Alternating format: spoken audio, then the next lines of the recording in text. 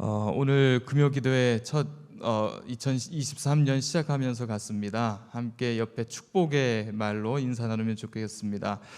축복합니다, 사랑합니다 라고 인사하면서 기도회를 시작하도록 하겠습니다. 오늘 우리에게 주시는 하나님의 말씀, 함께 볼 말씀은 야고보서입니다. 야고보서 2장 1절로부터 13절까지의 말씀 우리 함께 보도록 하겠습니다. 저와 함께 교독하면서 하나님의 말씀을 읽겠습니다. 내 형제들아, 영광의 주 곧 우리 주 예수 그리스도에 대한 믿음을 너희가 가졌으니 사람을 차별하여 대하지 말라.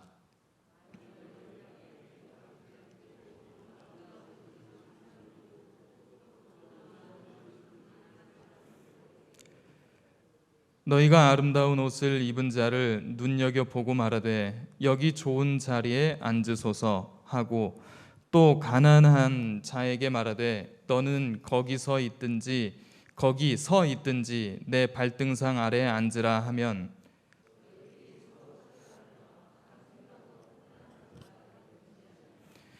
내 사랑하는 형제들아 들을지어다. 하나님이 세상에서 가난한 자를 택하사 믿음에 부요하게 하시고 또 자기를 사랑하는 자들에게 약속하신 나라를 상속으로 받게 하지 아니하셨느냐?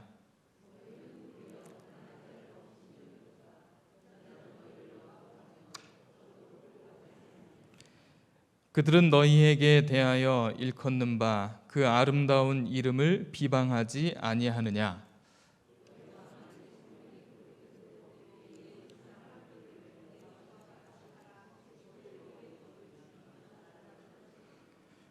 만일 너희가 사람을 차별하여 대하면 죄를 짓는 것이니 율법이 너희를 범법자로 정죄하리라.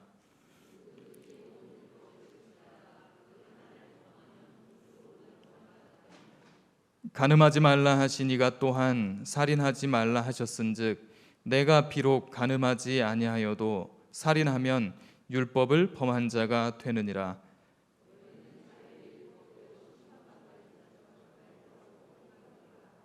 함께 읽겠습니다. 긍휼을 행하지 아니하는 자에게는 긍휼 없는 심판이 있으리라. 긍휼은 심판을 이기고 자랑하느니라. 아멘. 네. 2023년도를 시작했습니다. 벌써 7일째가 되어가고 있죠. 이렇게 한 해를 시작하면 어떤 기업도 그렇고 관공서도 그렇고 학교도 그렇고 어떤 목표를 세우고 계획을 세우죠. 개인들도 그렇습니다. 아마 2023년을 시작하면서 어떤 계획들을 세우셨는지, 또 송구영신 예배를 드리면서 어떤 마음가짐을 새롭게 하는 그런 시간들을 가졌을 것이라고 생각을 합니다. 올 한 해 어떤 계획들을 세우셨습니까? 어떤 계획이든 좋죠. 뭔가를 시도하고 뭔가를 해 나간다는 건 참 의미 있는 일입니다. 자, 그런데 우리가 그리스도인의 삶이라면 그리스도인의 그 삶의 주제, 어젠다가 있습니다. 무엇일까요? 그것은 야고보 사도는 경건이라고 말을 합니다. 그러니까 한 해를 마무리하고 또 다른 한 해를 시작하면서 그리스도인들이 그리스도인으로서 어떤 계획을 세우고 나아갈 때 그 계획의 뼈대가 되는 게 무엇인가? 바로 이 경건이라는 것이죠. 구약에서는 이것을 이제 거룩이라고 말을 합니다. 경건이라는 것은 무슨 의미일까요? 경건이 무엇일까요?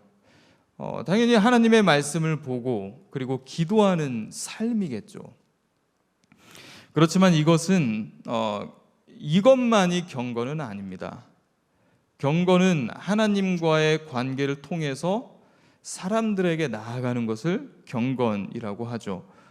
그래서 야고보 사도는 1장에서 쭉 말을 하늘로부터 오는 지혜를 갖고 살아가고, 그게 어디로 가야 될까? 바로 생활의 경건으로 나가야 된다라는 것을 말을 하고 있습니다. 우리 2장 1절 전에 1장 27절을 보면요, 이렇게 말씀을 하고 있습니다. 하나님 아버지 앞에서 정결하고 더러움이 없는 경건은 곧 고아와 과부를 그 환난 중에 돌보고 또 자기를 지켜 새 속에 물들지 아니하는 그것이니라 라고 말을 합니다. 정결하고 더러움이 없는 경건. 하나님의 자녀로 살아가는 삶에서 중요한 것은 경건이란 말이죠. 그런데 즉 이 말은 경건이라다 하더라도 참 경건이 있고 거짓 경건이 있다는 말입니다. 참 경건은 정결을 이루는 것이고, 그리고 하나님의 뜻에 맞는 것이 경건이고, 거짓 경건은 정결하지 못하고 하나님께서 원하시지 않는 그 자신이나 사람의 만족을 추구하는 경건이라는 것이죠. 그러면 하나님이 기뻐하시는 경건은 무엇이라는 거죠? 말씀을 듣고 끝나는 것이 아니라 삶에서 이루어지고 행동하는 것이다 라는 말씀을 하고 있는 거죠. 하나님 앞에서 경건다운 경건은 하나님의 말씀을 내 뜻에 맞게 가감하는 것이 아니라, 넣고 빼고 하는 것이 아니라 실생활에서 이루어가는 것을 말합니다. 그 대표적인 삶의 태도를 무엇을 말을 하고 있습니까? 고아와 과부를 돌보는 것입니다. 여러분, 고아와 과부는 어떤 사람들입니까? 사회에서 어려움에 처한 사람들이고, 누군가의 도움이 없으면 살아갈 수 없는 사람들이죠. 힘든 사람들입니다. 그다지 세상에서 주목받지 못하는 사람들이고 관심을 끌지 않는 사람들이 고아와 과부입니다. 그 사람들이 어려움이 있을 때 돌봐주는 것이 참 경건이다 라고 말해주고 있는 거죠. 자, 그런데 이제 오늘 야고보 사도의 이 교회를 보면은 2장 2절과 3절에 보면 야고보 사도가 섬기고 있는 그 교회가 그러지 못하고 있는 것을 말을 해주고 있습니다. 대표적인 것은 무엇을 말했습니까? 부자와 가난한 자를 대하는 것이 달랐다는 거죠. 회당에 금가락지를 끼고 아름다운 옷을 입고 좋은 옷을 입고 오는 사람이 들어올 때와 남루한 옷은 거짓 차림이란 말입니다. 냄새 풀풀 나는 차림을 입고 오는 가난한 사람이 들어올 때 그들을 대하는 반응이 달랐다는 거죠.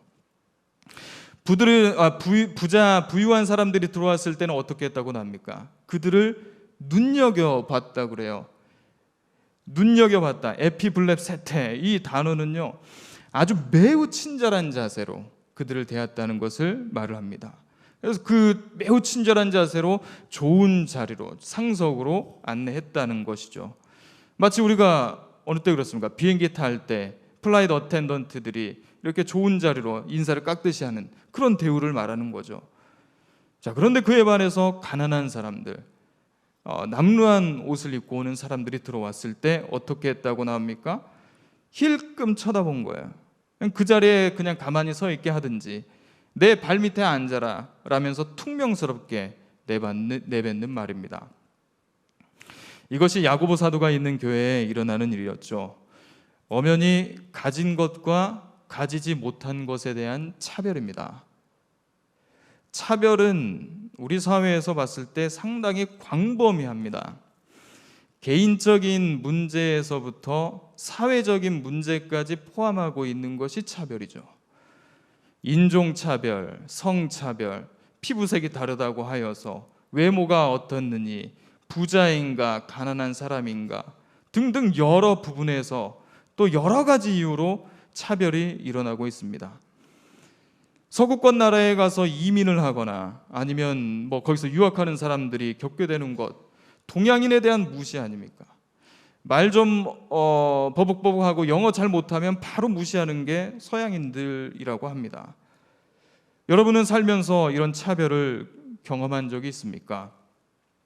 아마 한 번 이상은 경험해 보셨을 수도 있겠죠. 아니면 오히려 내가 차별을 했었을 수도 있습니다. 차별은 어느 사회 그리고 어느 조직에서나 일어나는 것 같습니다. 우리 사회를 한번 보시죠. 우리나라를 봐볼까요? 우리나라에 차별이 있을까요? 없을까요? 우리나라에도 많이 있죠. 남성과 여성의 차별이 존재하고 있고 차별을 없애기 위해서 만든 것들이 또 역차별 논쟁까지 일어나고 있죠.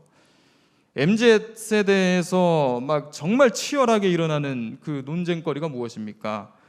여성에 대한 차별을 줄이기 위한 그 일이 오히려 남성을 차별하고 있다는 것을 MZ세대의 그 젊은 남성들이 말을 하고 있죠. 또 어린 자녀들에게서 말을 할 때 너희 집은 몇 평이니, 너희 차는 어떤 차를 가지고 다니니, 이것들로 친구들을 평가하고 바라봅니다. 그리고 사귀는 거죠. 왜 그럴까요? 부모와 어른들에게 배운 것이죠. 부모가 그런 가치관을 가지고 있으니까 아이들도 돈으로 세상을 바라보게 되는 겁니다. 다문화 가정을 바라보는 차별을 한번 생각해 볼까요? 우리나라에는 다문화 가정들이 많이 있죠.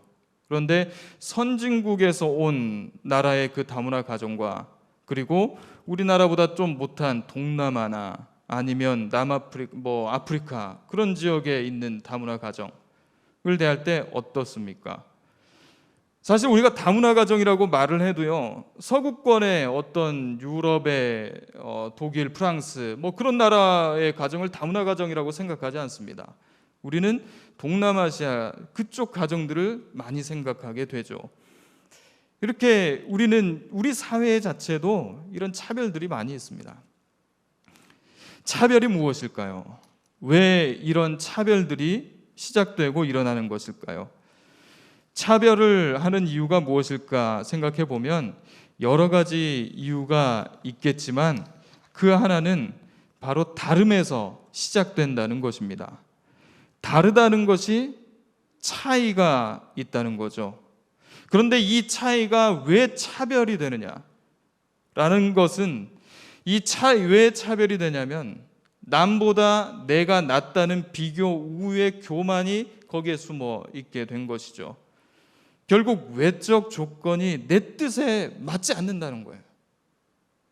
그래서 어떤 차별이 비롯될까를, 그 근원을, 왜 차별이 비롯될까를 근원을 찾고 들어가다 보면 내가 하고 싶은 대로 하지 못하기 때문에, 내가 갖고 싶은 것을 다 가지려는 욕망에서 비롯된다는 것을 볼 수가 있습니다. 사람들과 관계를 갖게 될 때 세상의 논리는 무엇입니까? 기브 앤 테이크죠. 주고받는 것.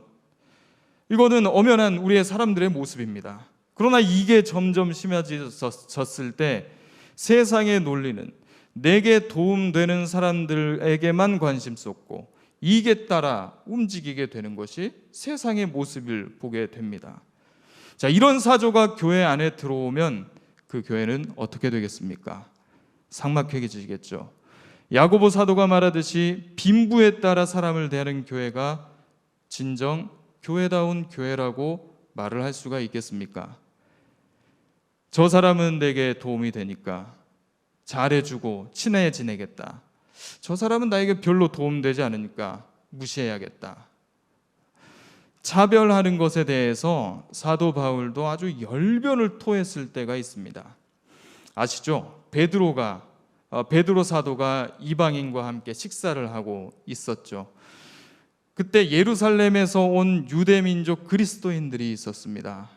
식사를 하다가, 그런데 그 유대민족들이 들어오니까 식사를 하다가 베드로 사도가 자리에서 일어났죠. 일어나자 다른 데로 갔습니다.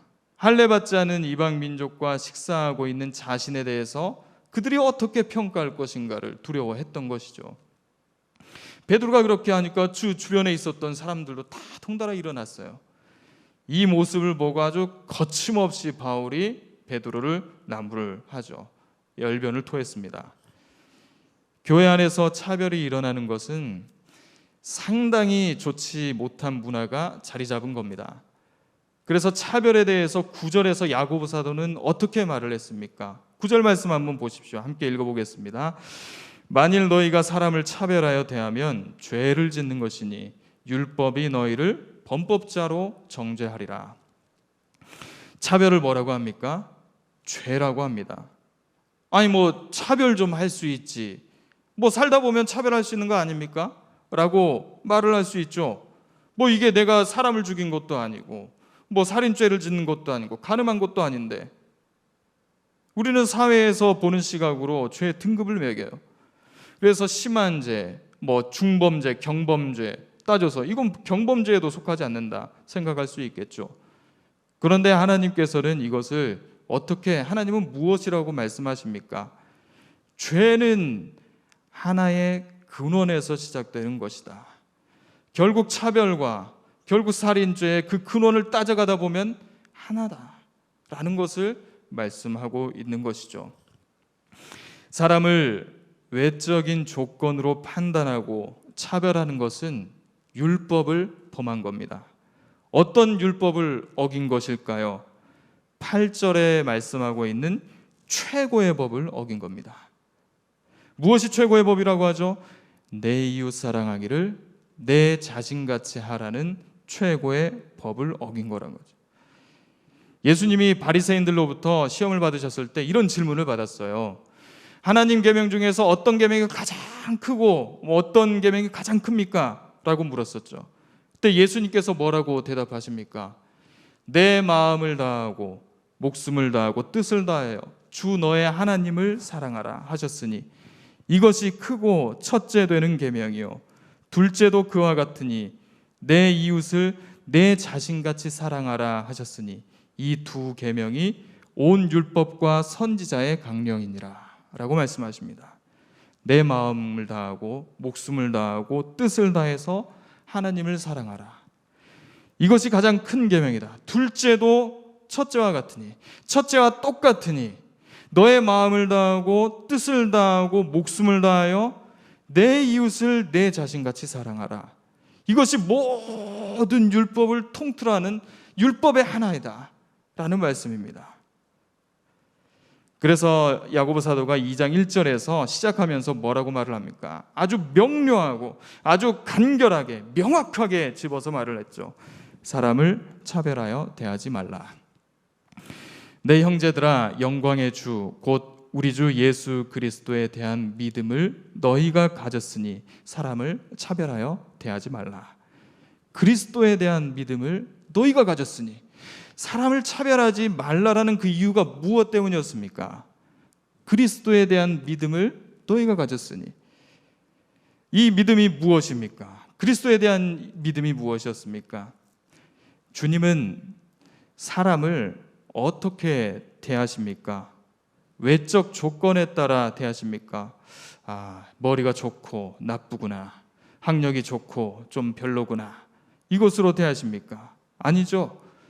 주님은 스스로 하늘의 영광을 버리시고 낮은 이곳에 오셨습니다. 이것이 하나님의 방식이죠.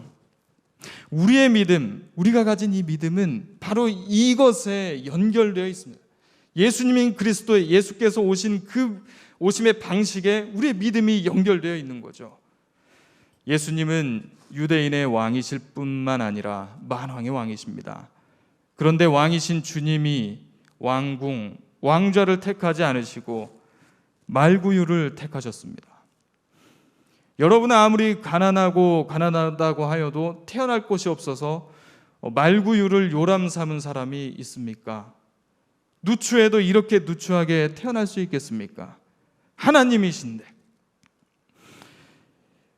사람을 외모와 학력과 재력 등등 이 외적인 것으로 판단하는 것은 하나님의 속성에 어긋나는 것입니다. 하나님을 사랑하면 하나님의 형상대로 입음받은 그 사람들을 함부로 대할 수 없습니다. 모든 갈등과 분쟁이 어디에서 나옵니까? 그 마음 안에, 우리 마음 안에 이 최고의 법을 잃어버릴 때 나옵니다. 내가 최고가 되어야지, 나의 요구와 조건대로 해야지 했을 때 우리는 결국 이것 가운데서 분쟁이 나오게 되죠. 타인은 둘째치고라도 가족 간의 차별은 좋지 않은 결과를 낳는 것을 우리는 보게 되죠. 10손가락 깨물어 안 아픈 손가락 없느냐, 이런 말이 있죠. 그런데 어르신들 얘기를 들어보면 솔직하게 덜 아픈 손가락이 있다는 거예요. 그런데 문제가 되는 것은 자녀들이 이런 부모의 행동에서 자신을 차별하고 있는 듯한 그 차별을 느끼게 되었을 때죠.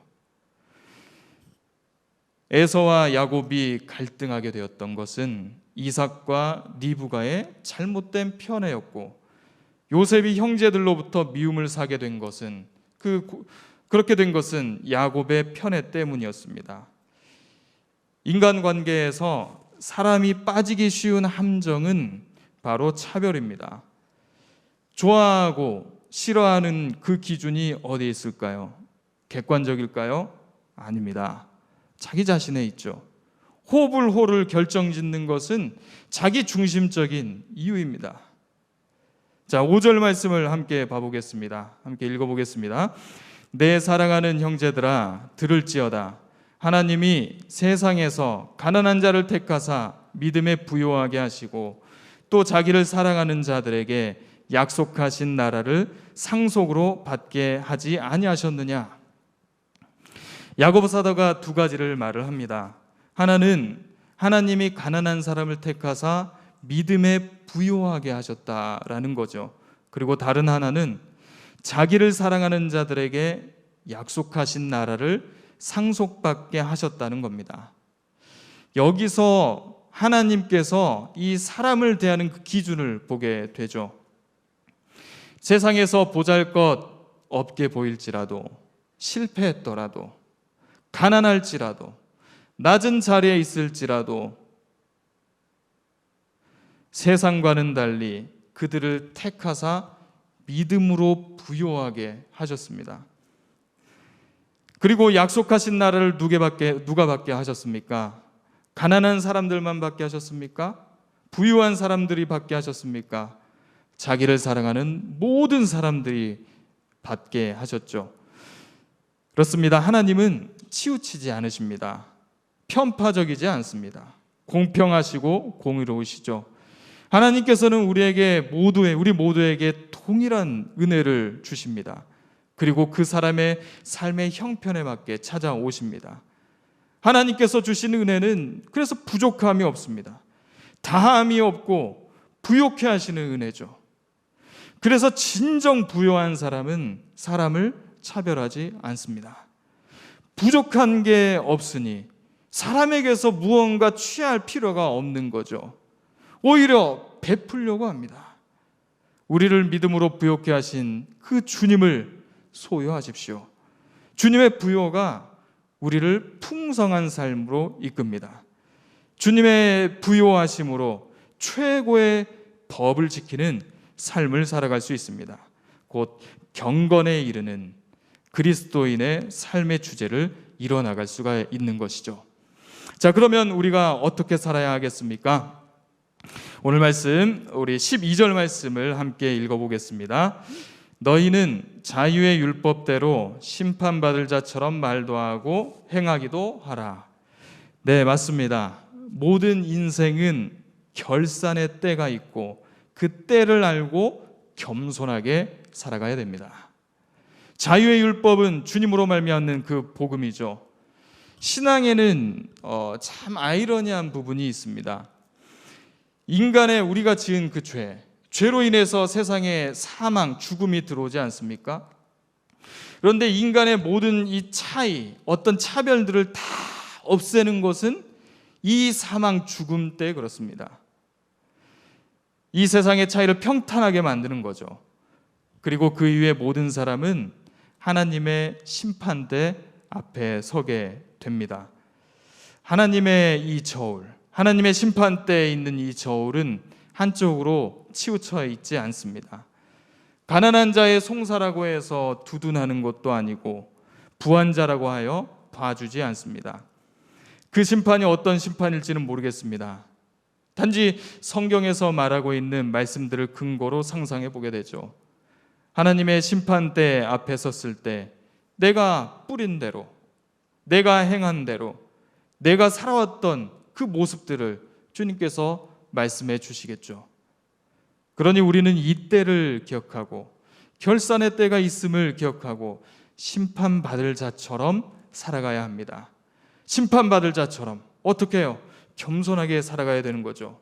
서로를 바라봤을 때 존중하고 그 용납하고 한 걸음 더 나아가는 거죠. 받아주고 존중하는 삶이 됐을 때 선수로 나가는 우리 그리스도인의 모습이 됩니다. 빌립보서에서 바울은 이렇게 말을 합니다. 어떤 일을 하든지 다툼이나 허영으로 하지 말고 겸손한 마음으로 하고 서로 자기보다 남을 낮게 여기십시오. 남을 나보다 낮게 여기십시오. 우리는 서로 존중하게 될 때 복된 인간관계를 누릴 수가 있습니다. 우리가 서로 존중할 때 우리는 함께 행복할 수 있습니다. 자, 그러면 두 번째 어떻게 살아가야 될까요? 우리 13절 말씀을 함께 읽어보겠습니다. 긍휼을 행하지 아니하는 자에게는 긍휼 없는 심판이 있으리라. 긍휼은 심판을 이기고 자랑하느니라. 긍휼이 여기는 것은 불쌍히 여긴다는 거죠. 긍휼히 여긴다는 말은 이 말의 뜻 가운데에는 창자가 뒤틀리고 끊어진다는 그런 의미가 담겨 있습니다. 그만큼 이웃의 어떤 쓰라린 아픔, 그 아픔에 대해서 공감한다는 의미죠. 하나님께서 우리에게 베푸신 긍휼이 이와 같습니다. 창자가 뒤틀리고 끊어지는 그 아픔 속에서, 고통 속에서 긍휼을 베풀어 주셨습니다. 이 긍휼은 내가 원한다고 해서 되는 것도 아니고 내가 어떻게 다른 박질을 한다고 해서 얻어지는 것도 아닙니다. 이 긍휼은 전적으로 하나님의 선물입니다. 여러분 생각해 보십시오. 만약 우리가 지은 이 죄들, 우리가 지금까지 지은 이 모든 죄들 속에서 이 긍휼이 빠진다면, 긍휼이 제해진다면 우리에게 남는 것은 무엇일까요? 진노입니다. 하나님께서 긍휼을 베풀어 주셔서, 어떤 긍휼이요? 창자가 뒤틀리고 끊어지는 아픔 같은 그 긍휼을 베풀어 주셔서 우리가 나음을 입게 되었습니다. 그렇죠. 긍휼을 베푼다는 것, 우리도 그 하나님의 모습을 닮아서 긍휼을 베푸는 삶을 살아가는 것은 나의 어떤 것을 포기하는 게 있어야 돼요. 나를 희생하는 게 있어야지 긍휼로 나아갈 수가 있습니다. 예수님이 안식일에 손 마른 자를 고쳐주셨잖아요. 그 안식일에 손 마른 자를 고쳐주시는 그 행위는 곧 어떤 것입니까? 이걸 하면은 비난받을 것을 예수님이 아셨을까요? 모르셨을까요? 충분히 아셨죠. 그런데 예수님께서는 그 비난을 고사하고 그 긍휼을 베풀어 주신 거죠. 내 사람들의 비난을 무서워하지 않고 거기에서 당당하게 희생할 각오가 되어 있었던 것이 예수님이셨습니다. 물론 누가 나에 대해서 어떤 거짓말을 하든지 어떤 음해하든지 그럴 때는 당당하게 그 부당한 것에 대해서 말을 하고 비판을 해야 되겠죠. 그러면서 우리가 지켜야 되는 것은 최고의 이 법, 내 이웃을 내 몸같이 사랑하라, 그 긍휼함에 이 최고의 법을 지키고 긍휼함으로 살아가는 것을 지켜야 됩니다. 긍휼은 사랑의 실천입니다. 그럴 때 우리는 세상에서 구별된 존재로, 즉 경건에 이르는 그 구별된 삶을 살아갈 수가 있습니다. 데일 카네기는 인간관계론에서 이렇게 말을 합니다. 사랑은 원자력 못지않은 강력한 힘을 가지고 있으며 사랑은 날마다 기적을 이룩하는 것이다. 바울은 로마서 16장 16절에서 이렇게 말을 합니다. 너희가 거룩하게 입맞춤으로 서로 무난하라. 그리스도의 모든 교회가 다 너희에게 무난하느니라. 거룩한 입맞춤, 바울 사도가 말하는 이 거룩한 입맞춤으로 무난한다는 것은 그 당시 교회 안을 바울이 섬겼던 그 교회들을 생각해 보십시오. 그 교회에는 귀족도 있고 노예들도 있었고 유대인도 있었고 이방인도 있었고 야만인들도 있었습니다. 각 지역마다 다른 문화적, 사회적 배경을 지닌 다른 사람들이 다 모여 있었어요. 서로 생각도 다르고 출신 배경도 다르고 달아온 환경이 다 다른 사람들이 모여 있었습니다. 이 차이로 인해서 발생할 수 있는 어떤 소원함들, 이질감, 막힌담들이 왜 없었겠습니까? 그러나 무엇을 하라고 합니까? 거룩하게 입맞춤으로 서로 무난하라. 거룩한 입맞춤, 곧 순수한 입맞춤이죠. 순수한 입맞춤으로 평등하게 인사를 나누라. 차별 없이 나누라 라는 말을 하고 있는 것이죠. 여러분, 지금의 이 세상, 우리의 지금의 현실은 자꾸 좌우 이념에 빠져들고 있고 나라와 나라들이 전쟁을 준비하고 있습니다.